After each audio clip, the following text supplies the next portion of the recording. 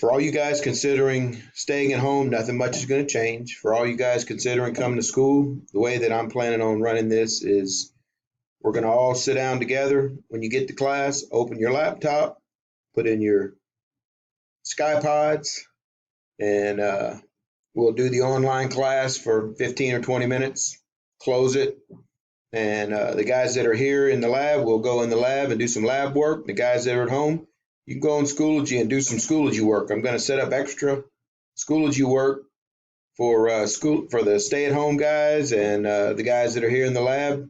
You'll get graded on your lab work. So that's the best way I know how to do it. Keep it fair and keep us moving along. My hope is that everybody come on down to the lab and give that a try. You can always go back to virtual, but I think we're in good shape here to work with social distancing. The school's doing a great job. We've got all the stuff we need to do to keep you clean and keep you safe. So come on down to the lab if you are so inclined, and we'd love to get you in here.